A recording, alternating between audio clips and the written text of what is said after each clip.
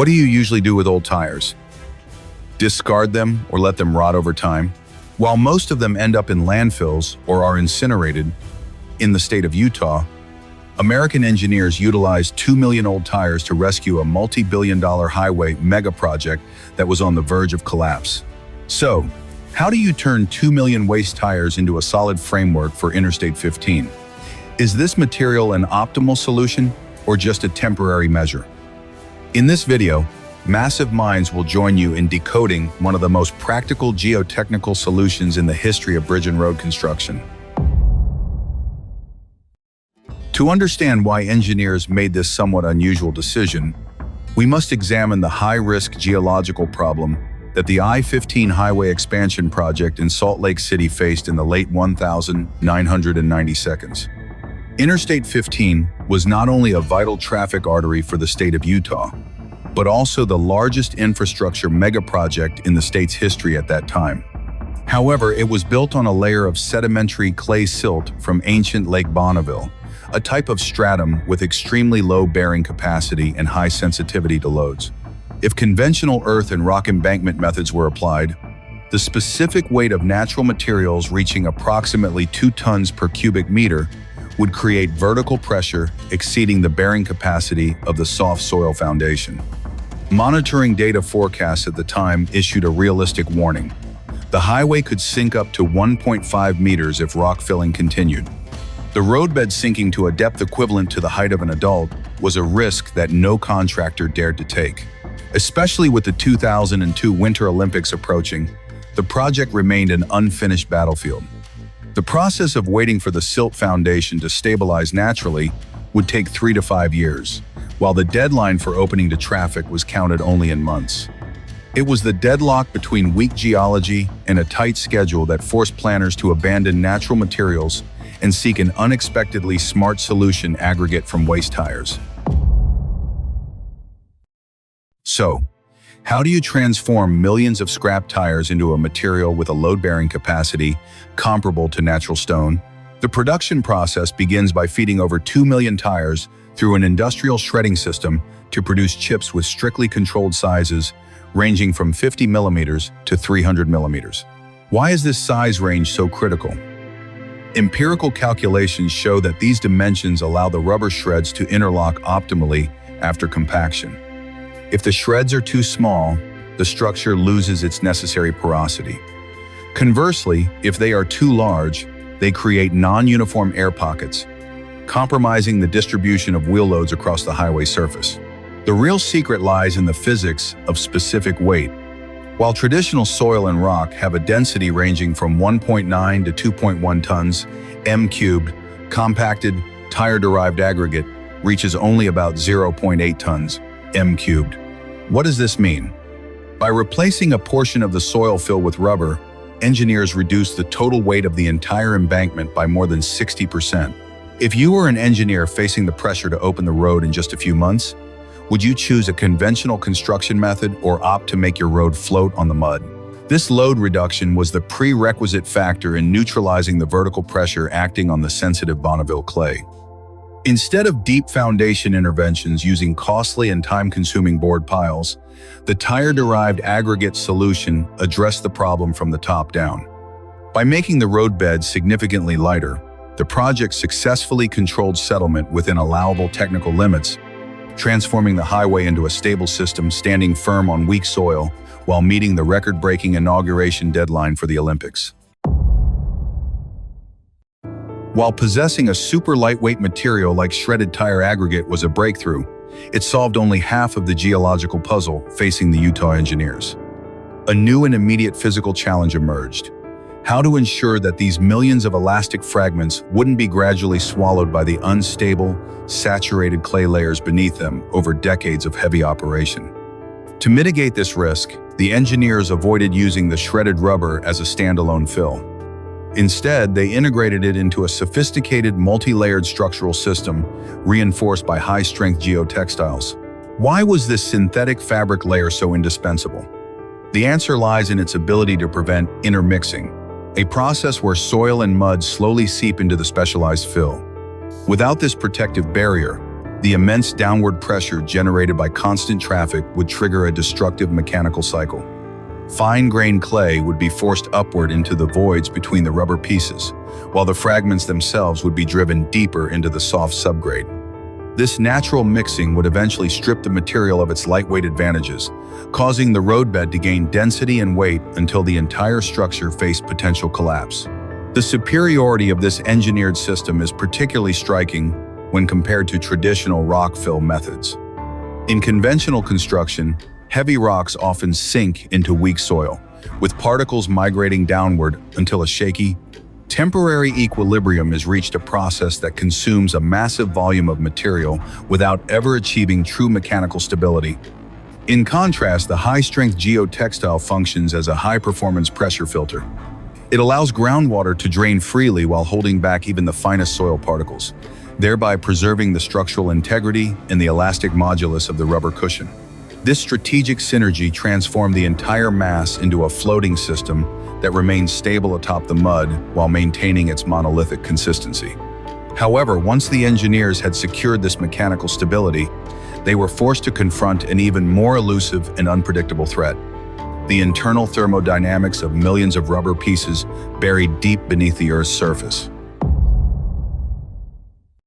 The core principle behind the risk of internal fires in tire aggregate masses is the internal exothermic reaction caused by chain oxidation. When rubber is buried in large volumes and at high density, the heat generated from chemical reactions cannot dissipate, leading to localized heat accumulation. To eliminate this risk, the I-15 project applied design standards based on rigorous thermodynamic calculations. The first measure was to set a thickness limit of no more than 3 meters for each layer of shredded tire aggregate. This figure was established through thermal simulation models to ensure that the heat generated during oxidation is always lower than the heat dissipation capacity into the surrounding soil and rock. Controlling the thickness of the cushion layer helps maintain the internal temperature of the rubber mass below the activation threshold for dangerous physico-chemical reactions. Alongside thickness control, an oxygen isolation strategy was implemented by constructing a transition soil fill layer at least 0.6 meters thick over the tire aggregate.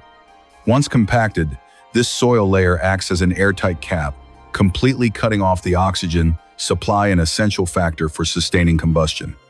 Without contact with oxygen, the self-oxidation process of the rubber is stalled, transforming the fill into an inert and absolutely safe structure. The value of this material is further highlighted when compared to geofoam blocks, which are commonly used in lightweight embankment projects. Although geofoam possesses an extremely low weight, it has a fatal flaw. It is prone to degradation and melting when exposed to hydrocarbons from fuel leaks on the road surface. In contrast, the shredded rubber is chemically inert to these fuels and maintains better internal friction, ensuring the highway structure does not deform even if a fuel spill occurs.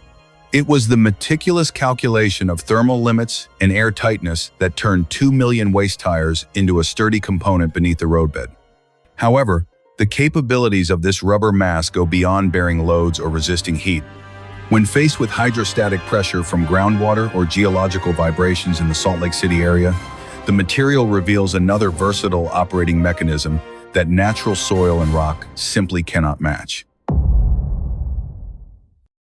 Unlike traditional soil fill, which often becomes compacted and obstructs flow, the tire aggregate functions as a massive hydraulic filter thanks to the non-uniform geometric structure of the shredded rubber.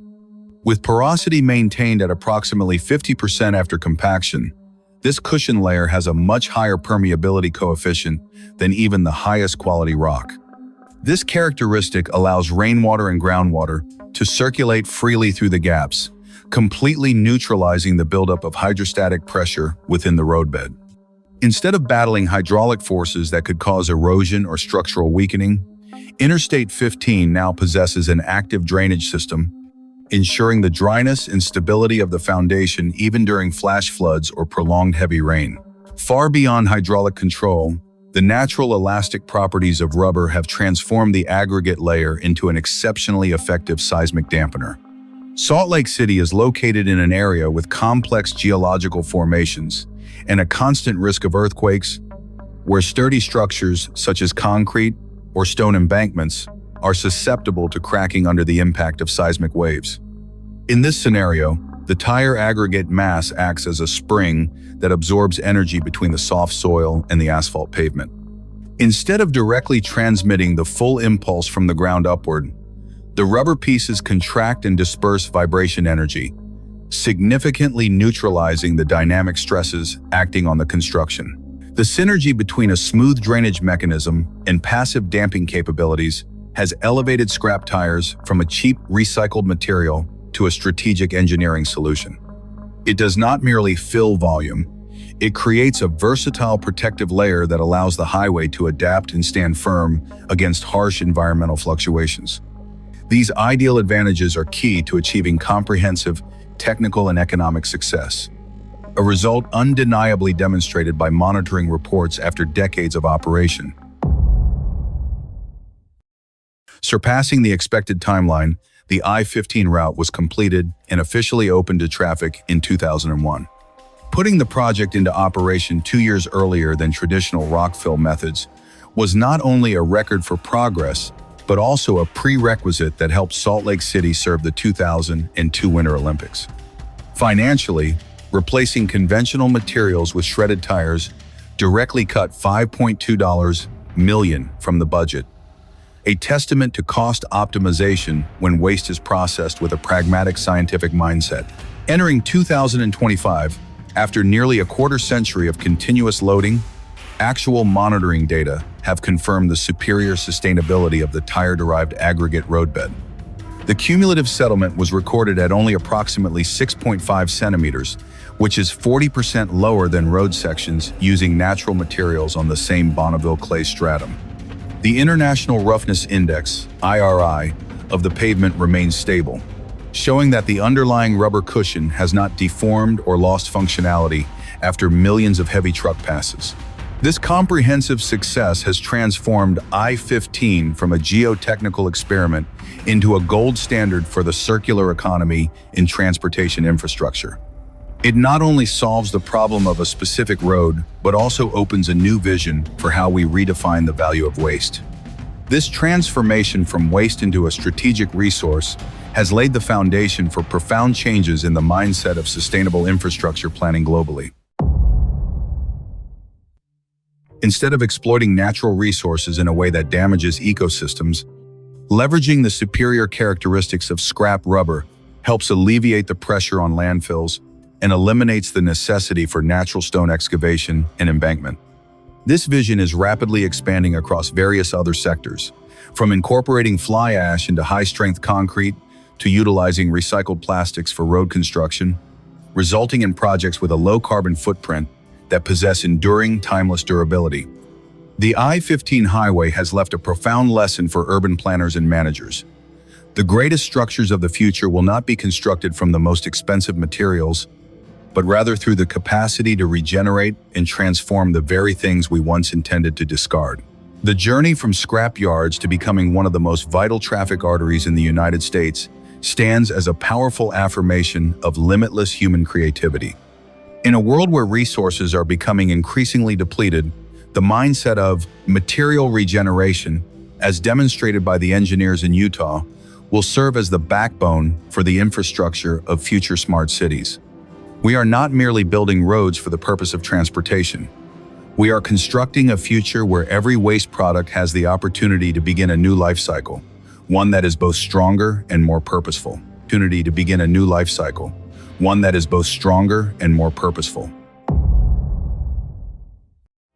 Looking back at the entire journey from scrap yards to one of the busiest infrastructure megaprojects in the United States, we see that the I-15 project in Utah was far more than just a story about repurposing old tires. It was, in fact, a revolution in geotechnical thinking, a case where geographical barriers and extreme time pressure forced engineers to break away from traditional methods to find excellence in what was once considered waste. Successfully conquering the trap of the Bonneville clay not only allowed Salt Lake City to shine during the 2002 Olympics, but also left a legacy of durability that persists to this day. The success of shredded tires beneath the I-15 highway stands as ironclad proof that nature's greatest challenges can sometimes be met with surprisingly simple and ingenious solutions. When we drive on those smooth stretches of road, we are actually traveling on a solution that harmonizes precision engineering with environmental protection. This project has shattered the myth that recycled materials are merely temporary stopgaps. Instead, it affirms the circular economy as a fundamental pillar of future infrastructure. What are your thoughts on the widespread use of recycled materials like tire-derived aggregate in major transportation projects in your own country? Is it a risky gamble or an inevitable solution for regions with weak geological foundations? Share your thoughts with Massive Minds in the comments below so we can discuss them together. And if you enjoy these journeys into engineering mysteries and magnificent mega projects, please hit like and subscribe to the channel so you don't miss any of our upcoming content. Please hit like and subscribe to the channel so you don't miss any of our upcoming content.